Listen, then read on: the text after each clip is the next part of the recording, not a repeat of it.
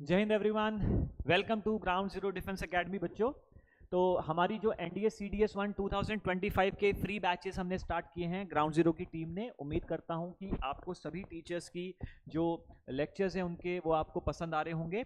मैंने जो है as a GS faculty polity subject start किया था। तो पॉलिटी सब्जेक्ट में हम कौन से टॉपिक तक पहुंच गए हैं? पार्लियामेंट। और मैंने लास्ट क्लास में आपको पार्लियामेंट में लोकसभा राज्यसभा के बारे में डिस्क्राइब किया था, उनके इलेक्शंस वगैरह के बारे में और उनके ऑफिसर्स के बारे में मैंने आपको पूरा क्लियर किया था। ठीक है, अच्छा बच्चों, अगर इनकेस आपकी कुछ क्वेरीज होती हैं तो आप कमेंट बॉक्स पर हमें जरूर लिखें, सो दैट हमें आपकी क्वेरीज और आपके जो जो डाउट्स हैं, आपका क्या क्या परसेप्शन है, वो सब चीज़ें पता चल सके।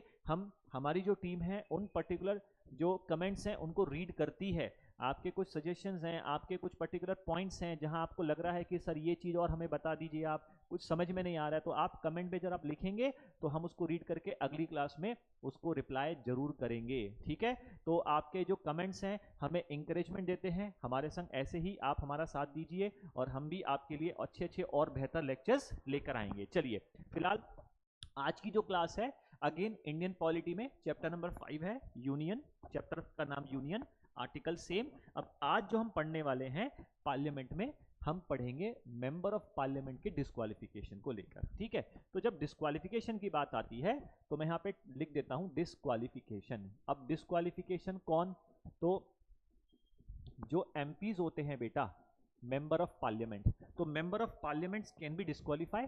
यस, मेंबर ऑफ पार्लियामेंट जो होते हैं डिस्क्वालीफाई हो सकते हैं। उसकी बहुत सारी कंडीशंस हैं। मैं पहले तो इन जनरल आपको बताऊंगा कि ये सारी डिस्क्वालिफिकेशंस हैं एमपी की। देन आपको पीडीएफ, अगर इनकेस आपको पीडीएफ चाहिए होगा तो आप हमारे नोट्स के पीडीएफ भी आपको मिल जाएंगे। उसमें आप टेलीग्राम पे अगर हमारे ग्रुप में जुड़े हैं, अगर आप हमारे ग्राउंड जीरो के टेलीग्राम ग्रुप में जुड़े हैं तो उसमें हम पीडीएफ नोट्स भी आपको सेंड कर देंगे, जिसमें मैं क्या बताता हूं, जैसे मैंने यहाँ पे पढ़ा दिया, मैंने इन जनरल आज मैं डिस्क्वालिफिकेशन बता रहा हूं। अब डिस्क्वालिफिकेशन की मानो मैंने आपको 10 कैटेगरीज बताई। अब उन 10 कैटेगरीज को जब हम क्लासिफाई करेंगे कि इनमें से कौन से डिस्क्वालिफिकेशन अंडर आर्टिकल 102 आते हैं, कौन से disqualification under anti defection law आते हैं, और कौन से disqualification under the people representation act 1951 आते हैं, है ना। तो वो चीजें आपको पीडीएफ नोट्स में मिल जाएगा, सेग्रीगेट किया हुआ। एनीवेज, फिलहाल बहुत ही लेमन भाषा में है कि बच्चा अगर फ्रेशर भी है, बहुत कमजोर भी है, तो उसके लिए भी हेल्प होगी। जो पहले पढ़ चुका है तो उसको भी एक अच्छा रिकॉल होने वाला है। ठीक है, चलिए डिस्क्वालिफिकेशन नंबर 1 देखो। पहली तो एक बहुत ही कॉमन चीज आप ध्यान रखें, अगर कोई एमपी भारत का नागरिक ना रहे, बैंकरप्ट हो जाए, साउंड माइंड का ना रहे, यानी कि आप समझते हैं साउंड माइंड, ठीक है, या फिर उसको 2 साल की सजा हो जाए किसी कोर्ट के द्वारा, या वो किसी करप्ट प्रैक्टिस में पाया जाए। देखो, मैं कुछ चीजें जनरल पॉइंट्स बता रहा हूं। कुछ पॉइंट्स क्या क्या हैं? सिटीजन वाला मैटर हो गया एक, अगर वो सिटीजन नहीं रहा, मैटर क्या हो सकता है? अनसाउंड माइंड का है, अनसाउंड माइंड का है। तीसरा मैटर क्या हो सकता है? बैंकरप्ट हो जाए। अब देखो, आपके एग्जाम में यूपीएससी बैंकरप्ट को क्या लगती है? अनडिस्चार्ज इंसॉल्वेंट, अनडिस्चार्ज इंसॉल्वेंट, है ना, ऐसे शब्दों का प्रयोग करती है यूपीएससी आपके एग्जाम में। ठीक है, या फिर उसको 2 साल की सजा हो, 2 years इम्प्रिजनमेंट। ठीक है, या फिर करप्ट प्रैक्टिस, करप्ट बेटा प्रैक्टिस, बहुत सारी चीजें हैं करप्ट प्रैक्टिस में, बहुत सारी चीजें हैं ना। तो ये तो कुछ कॉमन पॉइंट्स हैं, आपको ध्यान रखने हैं। कॉमन के इनमें से कुछ तो बहुत इंपॉर्टेंट है ना, जैसे खास करके ये 4 और 5। बच्चों को ये 3 तो पता होते हैं, लेकिन ये 2 नहीं पता होते। ऐसे ही और भी आपके डिस्क्वालिफिकेशन के केसेस हैं जो बच्चों आपको नहीं पता, आज हम उनके बारे में डिस्कस करने वाले हैं। तो चलिए स्टार्ट करते हैं डिस्क्वालिफिकेशन का। केस नंबर 1 वो ये कहता है, इन केस अगर कोई MP without permission, without permission absent हो जाता है। क्या हो गया बेटा? एब्सेंट हो गया। कितने दिन के लिए? For more than 60 days. 60 दिन से ज्यादा अगर आप बिना बताए एब्सेंट हो जाते हैं सेशन के दौरान, किसके दौरान? ध्यान रखना, सेशन के दौरान, जब बैठक चल रही है, संसद की बैठक चल रही है, उस दौरान अगर आप एब्सेंट हो जाते हैं 60 दिन से ज़्यादा, तो ये डिस्क्वालिफिकेशन की कंडीशन नंबर 1 है। ठीक है, नेक्स्ट दूसरी कंडीशन है, इन केस कि अगर डबल मेंबरशिप पाई गई। देखो डबल मेंबरशिप क्या है बेटा? डबल मेंबरशिप का मतलब क्या हुआ कि अगर कोई व्यक्ति, क्या ऐसा पॉसिबल है कि व्यक्ति एमएलए भी है, एमपी भी है, लोकसभा का मेंबर भी है, राज्यसभा का मेंबर भी है? पॉसिबल ही नहीं है। तो मैं उसी के डिफरेंट केसेस आज आपको यहां मेंशन करता हूं, एग्जांपल करके मैं एक एक करके इसके सब पार्ट्स बता रहा हूं। जैसे मानो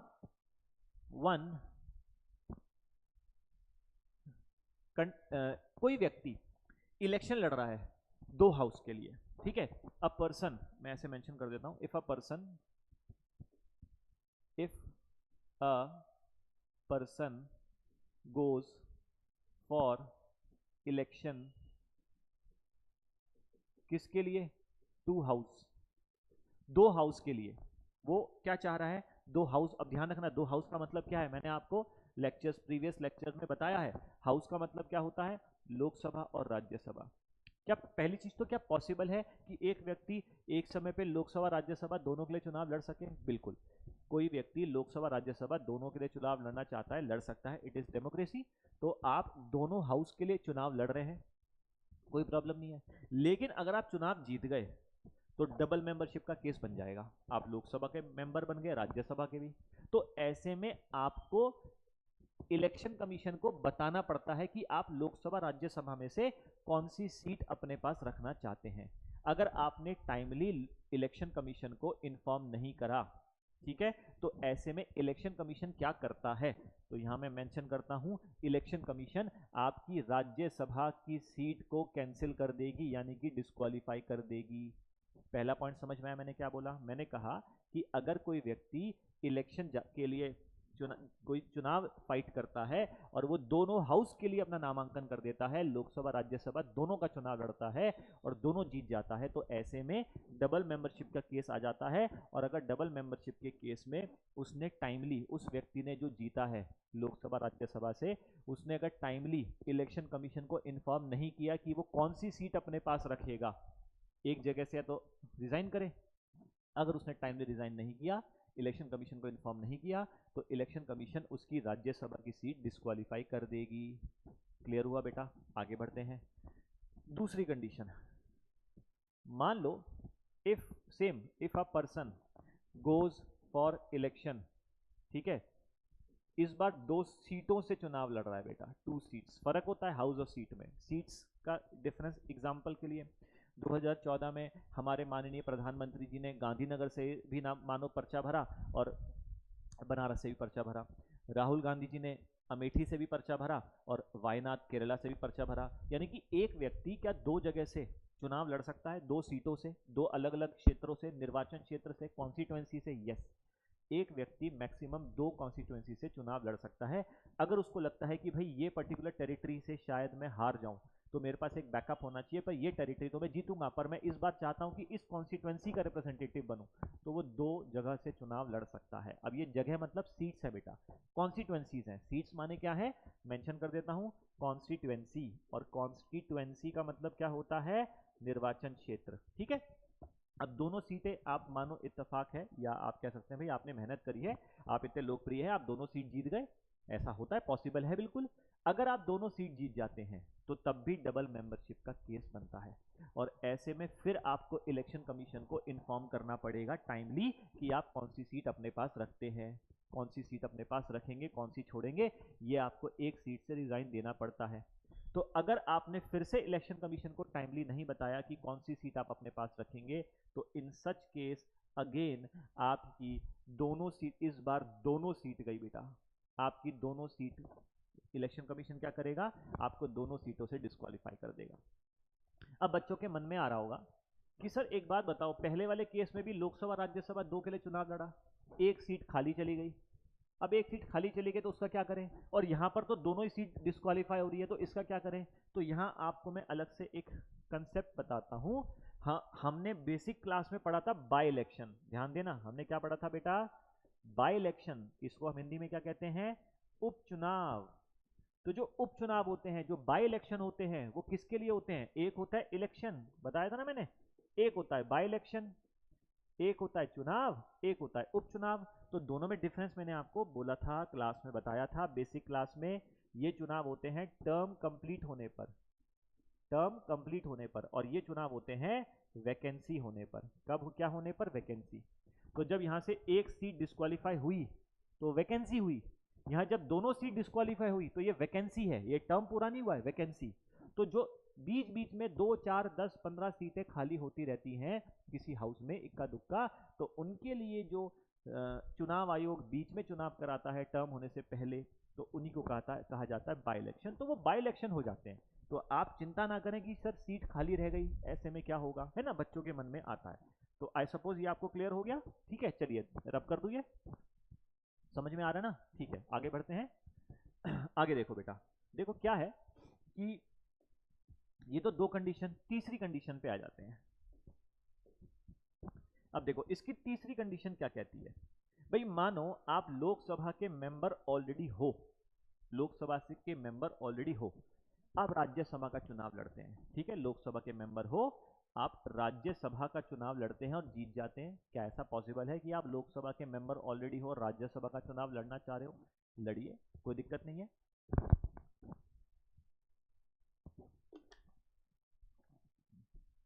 आवाज आ रही है आपको?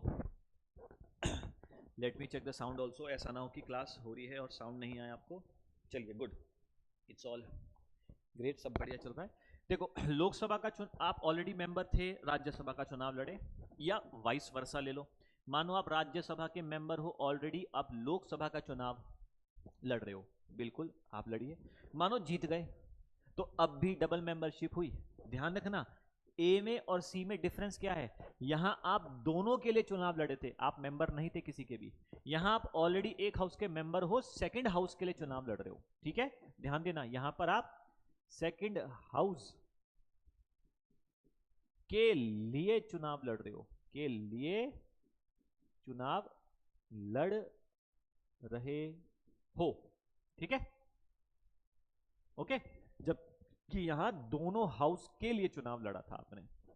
अब कंडीशन इसमें फिर से वो आ जाती है डबल मेंबरशिप, आप जीत गए, और यहां भी आपको टाइमली इलेक्शन कमीशन को इन्फॉर्म करना होगा, है ना। अब आप बच्चे कह रहे होंगे टाइमली का मतलब क्या है बेटा, किसी के लिए 10 दिन है, किसी के लिए 14 दिन है, ठीक है, ये समय होता है। तो अगर यहां भी अगर आप इन्फॉर्म नहीं करा टाइमली इलेक्शन कमीशन को, तो अब की बार आपकी कौन सी सीट जाएगी, तो आप ध्यान देना ऐसे केस में आपकी फॉर्मर सीट चली जाएगी। कौन सी सीट बेटा, फॉर्मर। अब आप कहोगे सर फॉर्मर क्या होता है, फॉर्मर मतलब पहले वाली, यानी कि अगर आप लोकसभा के मेंबर थे, बाद में राज्यसभा के मेंबर बने, तो पहले वाली सीट लोकसभा हुई, और मानो आप राज्यसभा के मेंबर थे, लोकसभा का चुनाव लड़ा और जीता, तो अब पहली सीट आपकी राज्यसभा की हो गई, तो ऐसे केस में फॉर्मर सीट चली जाती है। क्लियर हुआ? चलिए अगले बढ़े, ये सब डिस्क्वालिफिकेशन की कंडीशन चल रही है बेटा। अब हम बात कर लेते हैं अगली कंडीशन की। अगली कंडीशन है, मानो आप एमएलए हो और आप एमपी का चुनाव लड़ रहे हो, या आप एमपी हो आप एमएलए का चुनाव लड़ रहे हो, बिल्कुल पॉसिबल है। आप ऑलरेडी विधायक हो, आप सांसद का चुनाव लड़ रहे हो, या आप सांसद हो आप विधायक का चुनाव लड़ रहे हो। तो अगर आप फिर जीत गए, तो आप मुझे बताएं फिर से डबल मेंबरशिप का केस हुआ कि नहीं हुआ। तो अब भी अगर आपने टाइमली इलेक्शन कमीशन को इन्फॉर्म नहीं किया, तो अगेन इलेक्शन कमीशन एक सीट तो डिस्क्वालीफाई करेगी। तो अब सवाल यह है कि कौन सी सीट डिस्क्वालीफाई की जाएगी, तो यहां पर आप मेंशन कर सकते हैं इन सच केस आपकी हायर सीट। ध्यान देना हायर का मतलब होता है एमएलए और एमपी में से हायर सीट हमेशा कौन सी होगी, एमपी की, है ना। तो आपकी हायर सीट को इलेक्शन कमीशन डिस्क्वालीफाई कर देगा। तो उम्मीद करता हूं कि आपको ये तो डिस्क्वालिफिकेशन के 4 केसेस डबल मेंबरशिप के समझ में आए होंगे। यहां तक कोई डाउट? आगे बढ़े, चलिए बेटा नेक्स्ट कंडीशन, स्क्रीनशॉट लेना तो देख लो, समझ में आ गया, ग्रेट। अब देखो डिस्क्वालिफिकेशन में तीसरी कंडीशन, अभी हमने पहली पढ़ी थी 60 डेज वाली, 60 दिन वाली, फिर हमने पढ़ी डबल मेंबरशिप। अब तीसरा, आपने सुना होगा कि कोई व्यक्ति निर्दलीय भी लड़ता है चुनाव, इंडिपेंडेंट कैंडिडेट कहते हैं उसे। तो जो इंडिपेंडेंट कैंडिडेट होता है, अगर वो जीत जाए, इफ ही और she wins and becomes an MP, अगर वो एमपी बन गए, अगर कोई व्यक्ति निर्दलीय बिना किसी राजनीतिक दल की टिकट पर चुनाव लड़े, अपनी आइडियोलॉजी जनता के सामने रखा, जनता को पसंद आया, जनता ने उसको इलेक्ट कर दिया, वोट दिए, वो एमपी बन गए, तो कोई इंडिपेंडेंट कैंडिडेट जीतने के बाद, ध्यान देना, जीतने के बाद आफ्टर विनिंग, अगर वो कोई पॉलिटिकल पार्टी ज्वाइन करेगा, इफ ज्वाइंस पॉलिटिकल पार्टी, अगर उन्होंने पॉलिटिकल पार्टी ज्वाइन करी, ठीक है, निर्दलीय लड़ा था वो और जीतने के बाद उसने पॉलिटिकल पार्टी ज्वाइन कर ली, तो वो डिस्क्वालीफाई कर दिया जाएगा। ये कंडीशन समझ में आई? एन इंडिपेंडेंट कैंडिडेट, एक निर्दलीय सांसद, जीतने के बाद, भाई जीत सांसद तभी बना, निर्दलीय लड़ा चुनाव और एमपी बन गए, तो निर्दलीय सांसद पॉलिटिकल पार्टी ज्वाइन नहीं कर सकता, अगर करेंगे तो निलंबन यानी कि डिस्क्वालिफिकेशन पक्का है। हाँ, अब बच्चों के मन में आ रहा होगा कि सर कि हमने तो सुना है ऐसा होता है, नहीं, आपने वो क्या सुना होगा, समर्थन देना। इंडिपेंडेंट कैंडिडेट सपोर्ट कर सकता है लेकिन मर्ज ज्वाइन नहीं कर सकता, सपोर्ट करने में और ज्वाइन करने में फर्क है, ठीक है। अच्छा, दूसरी कंडीशन, एक और, तीसरी तो ये हो गई, अब चौथी सुनो।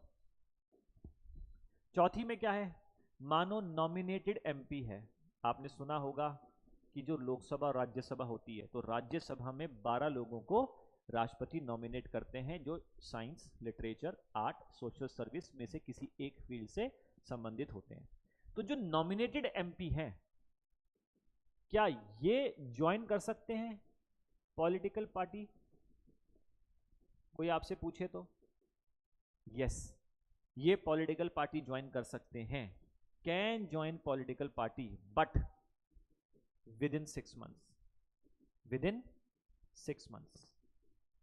लेकिन if after 6 months, after 6 months, तो अगेन बड़ा capital D, D for disqualification. Easy है, मैंने क्या बोला, इंडिपेंडेंट कैंडिडेट तो पॉलिटिकल पार्टी ज्वाइन करेगा ही नहीं, लेकिन एक nominated MP political party join करने के लिए उसको 6 महीने का समय दे दिया जाता है जब वो एमपी बनते हैं। 6 महीने बाद अगर उन्होंने अपनी इच्छा जताई या उन्होंने ज्वाइन किया, इच्छा जताई मतलब अगर ज्वाइन कर लिया, तो वो डिस्क्वालीफाई कर दिए जाएंगे। क्या ये क्लियर हुआ? 4 कंडीशंस एकदम समझ में आई, आगे बढ़े। गुड, ग्रेड बच्चों ऐसे ही 7 2। कोई डाउट है फिर भी आप बाद में लेटर ऑन पूछ सकते हैं मेरे से कमेंट बॉक्स पर। ओके, देखो 5वां क्या है, अब हम बात कर लेते हैं एंटी डिफेक्शन लॉ, ठीक है। ये एंटी डिफेक्शन लॉ क्या है? एंटी डिफेक्शन लॉ कहता है कि ये आपको पहले इसका मैं स्टोरी सुनाता हूं। क्या हुआ, हमारे एक प्रधानमंत्री हुआ करते थे जिनका नाम था राजीव गांधी जी। तो जो राजीव गांधी जी है, उन्होंने जब वो प्रधानमंत्री बने तो मेरे ख्याल से अब तक के इतिहास में सबसे ज्यादा भारी बहुमत, ऑलमोस्ट 400, लोकसभा में 400 सीटों से जीतने वाले वो एकमात्र प्रधानमंत्री रहे हैं, है ना। तो जब इतने सारे एमपीज का समर्थन उन्हें मिला तो उनके मन में आया कि भाई देखो, ये जो नेता है, आप समझते हैं कि दल बदलना है ना, बहुत ज्यादा ये डिस्टर्बेंस बहुत हुआ करता था कि नेता क्या करते थे, दल बदलू हुआ करते थे, जहां पर भी फायदा देखा और political party change. Just give me a second.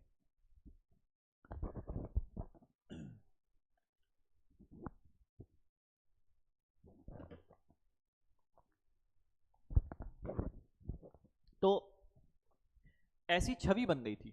मैं ये नहीं कह रहा हूं कि दल बदलना कोई बुरी बात नहीं है या सच में ही बुरी बात है ना, ऐसा नहीं कह रहा हूं मैं। It depends on the situation, circumstances. हालांकि अगर ये रेगुलर हो रहा है तो it's not good for the democracy, सही नहीं है, क्योंकि इससे पॉलिटिकल अनस्टेबिलिटी आती है, गवर्नमेंट के लिए सही भी नहीं है, देश के लिए सही नहीं है। तो उन्होंने सोचा कि एक ऐसा कानून बनाया जाए कि जो मेरे संग आज मुझ पर विश्वास करके मेरे संग खड़े हुए हैं, कल की डेट में थोड़े से लालच फायदे को देख करके जो है कहीं और ना चले जाएं, मुझे छोड़े ना। तो इन्होंने क्या करा, एंटी डिफेक्शन लॉ में एक कानून बनाया 1985 में 52nd अमेंडमेंट के द्वारा।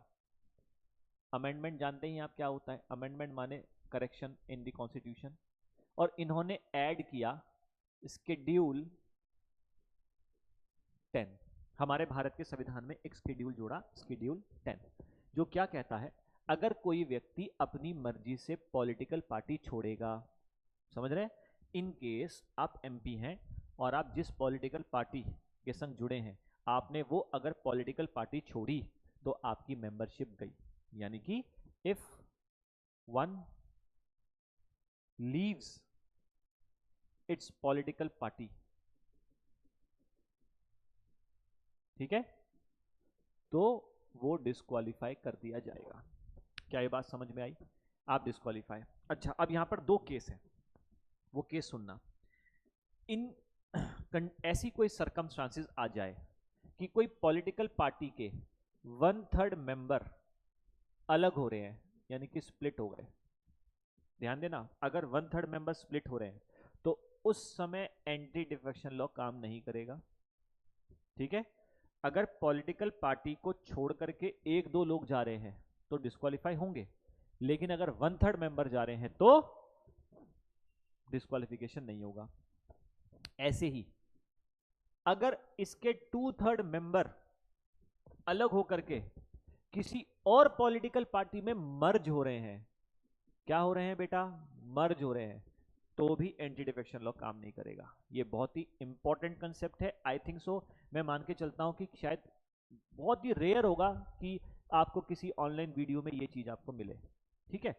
एनीवेज, मैं आई नेवर से कि आई एम द बेस्ट या मैं बहुत अच्छा पढ़ा रहा हूं। आई ऑलवेज ट्राई कि बच्चों को एक आसान भाषा में कुछ ऐसा मैटर मिले कि हाँ, बच्चे कहें कि सर चीजें एक बार में ही समझ में आ रही हैं, ठीक है। ये एक्चुअली में हर टीचर का प्रयास होता है, चाहे वो कहीं भी कैसे भी पढ़ा रहा हो, ठीक है, और होना भी ये चाहिए।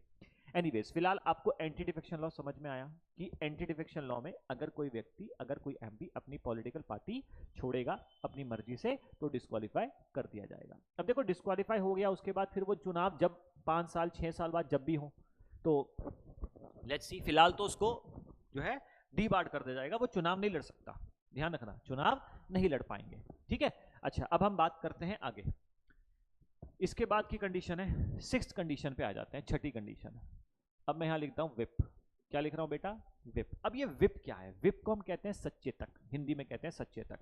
क्या होता है, हर पॉलिटिकल पार्टी, जैसे मानो political party A B C D 4 political parties हैं, तो हर पॉलिटिकल पार्टी के अपने बहुत सारे सदस्य हैं, मेंबर्स हैं, और उस पॉलिटिकल पार्टी की अपनी एक हाई कमान भी है। हाई कमान का मतलब है कि जो एक्चुअली में उस पॉलिटिकल पार्टी के डिसीजंस लेते हैं, प्रोग्राम्स जो है सेट करते हैं, अपने एजेंडा, अपने जो कंसेप्ट्स हैं, अपने मैनिफेस्टो सेट करते हैं।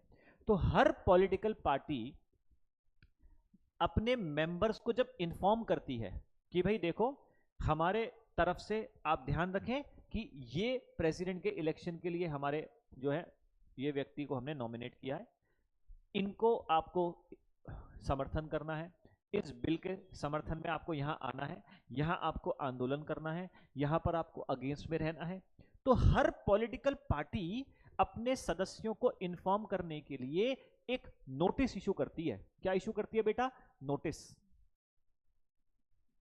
एक सम्मन जारी करती है। क्या जारी करती है बेटा? एक सम्मन, एक नोटिस जारी किया जाता है, एक सम्मन जारी किया जाता है, और आप ऐसा मानो एक आदेश है, वो एक ऑर्डर जारी किया जाता है, ठीक है, इशू किया जाता है। ऐसा भी हो सकता है कि पॉलिटिकल पार्टी एक व्यक्ति को अपॉइंट कर दे, एक पर्सन को अपॉइंट कर दे, सो दैट वो उन सभी मेंबर्स को इन्फॉर्म करे, उनके कैरेक्टर, उनको थोड़ा अंकुश लगाने की बात कहे, उनको डिसिप्लिन पे रखे, उनको इन्फॉर्म करे कि क्या क्या हमारे पार्टी के हाई कमान ने फैसले लिए हैं, डिसीजंस लिए हैं, हमने जो प्लानिंग्स करी है उनके बारे में कि भाई ये चीजें आपको फॉलो करना है। तो किसी भी पॉलिटिकल पार्टी के द्वारा जब कोई नोटिस जारी किया जाता है, आदेश जारी किया जाता है, तो उसको फॉलो करना उन सदस्यों के लिए अनिवार्य है। तो अगर if anyone goes against this, if any MP goes against the whip issued by its political party. अगर उसकी पॉलिटिकल पार्टी के द्वारा इश्यू किए गए निर्देश के खिलाफ आप जाते हैं तो ऐसे में आप डिस्क्वालीफाई कर दिए जाओगे। ध्यान रखना, मैंने क्या बोला, इन सच केस आपको डिस्क्वालीफाई कर दिया जाएगा। ये बात समझ में आई। एक विप का केस, एक एंटी डिफेक्शन लॉ इंपॉर्टेंट है, और यहां पर मैं आपके लिए एक नोट करके पॉइंट बता देता हूं। पहला पॉइंट ये है, जितने भी डिस्क्वालिफिकेशन के मैटर्स हैं, डिस्क्वालिफिकेशन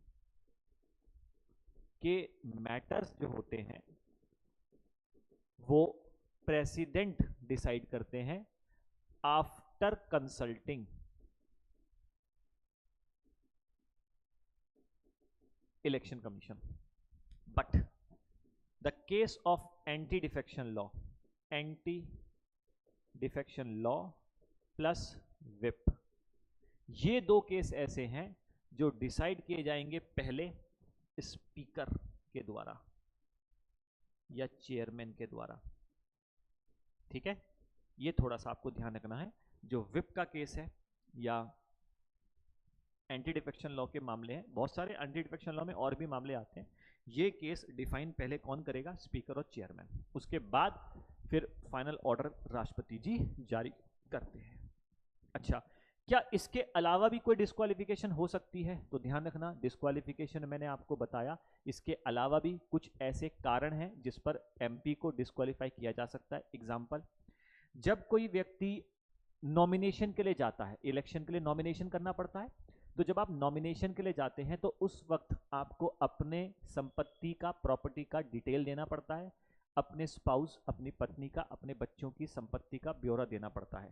और अगर आपने अपने नॉमिनेशन के वक्त ये डिस्क्लोज नहीं किया तो दिस कैन ऑल्सो बिकम, ये भी आपके डिस्क्वालिफिकेशन का ग्राउंड बन सकता है। एक और चीज, अगर आपने अपने चुनाव प्रचार में खर्च किए गए पैसे का ब्यौरा नहीं दिया, अगर आपने इलेक्शन एक्सपेंस के बारे में नहीं बताया और इलेक्शन एक्सपेंस में करप्शन किया है, तो this can also become the ground for disqualification. आ रही बात समझ में? तो मैंने अभी आपको जो इतनी सारी डिस्क्वालिफिकेशन की कंडीशन बताई है ना, तो ये सारी डिस्क्वालिफिकेशन की कंडीशन हमने इन जनरल पॉइंट वाइज पढ़ी है, लेकिन जब आप पीडीएफ नोट्स देखेंगे ना तो वहां मैंने सेग्रीगेट किया हुआ है। सेग्रीगेट कैसे? जैसे आर्टिकल 102 में आने वाले डिस्क्वालिफिकेशन, एंटी डिफेक्शन लॉ में आने वाले डिस्क्वालिफिकेशन, और ऐसे ही एक पीपल रिप्रेजेंटेशन एक्ट है 1951 का, उसमें आने वाले डिस्क्वालिफिकेशन हम वहां सेग्रीगेट करते हैं। सेग्रीगेट करके मतलब अलग अलग जो हमने कैटेगराइज किया है, क्लासिफाई किया है, यूपीएससी एग्जाम में इस तरह से भी पूछ लेती है कि इनमें से कौन सा डिस्क्वालिफिकेशन अंडर आर्टिकल 102 आता है, तो आपको ऐसे भी याद करना पड़ेगा, ध्यान रखें। ठीक है, तो बच्चों this was about what, Lok Sabha Rajya Sabha के डिस्क्वालिफिकेशन के बारे में आज हमने पढ़ा। तो आज की क्लास फिलहाल मैं यहीं विराम देता हूं। उम्मीद करता हूं आपको ये डिस्क्वालिफिकेशन का जो आज लेक्चर था समझ में आया। मैंने आपको लोकसभा राज्यसभा के मेंबर के डिस्क्वालिफिकेशन की सारी जानकारी आपको प्रोवाइड कराई है और बहुत इजी भाषा में। अब अगली क्लास में हम इसमें आगे बढ़ेंगे जिसमें हम बात करेंगे टाइप्स ऑफ बिल्स की। लेट्स सी, मैंने आपको बोला था कि हम क्वेश्चन पेपर्स भी प्रैक्टिस करेंगे, बट एक्चुअली में क्वेश्चंस में कुछ चीजें इंटरलिंक्ड है, उसमें कुछ पार्लियामेंट प्रेसिडेंट ये सब चीजें भी उसमें कुछ शब्द यूज किए गए, तो इसलिए मैं थोड़ा सा ये सोच रहा था कि थोड़ा आपका मैटर थोड़ा सा और कवर हो जाए, फिर हम क्वेश्चंस की प्रैक्टिस करेंगे, क्योंकि बेसिक क्वेश्चंस तो मैंने आपको थोड़े कराए हैं, थोड़े से अच्छे लेवल के क्वेश्चन, थोड़े और बेटर लेवल के क्वेश्चंस, यूपीएससी लेवल के क्वेश्चंस भी पहुंचना है। तो पहले मैटर पढ़ लेते हैं, फिर हम उन क्वेश्चंस को का लेवल धीरे धीरे बढ़ाएंगे, उनको भी क्लास में डिस्कस करेंगे। ठीक है, तो नेक्स्ट क्लास जो है आपकी जब होगी तो अगला टॉपिक हम लेट्स सी क्या पढ़ते हैं, जो भी आपके लिए बेस्ट होगा वो मैं लेक्चर आपके लिए लेकर आऊंगा। तब तक के लिए आप सबसे जो है अलविदा, है ना। ओके, जय हिंद बच्चों, अगली क्लास में मिलते हैं आपसे।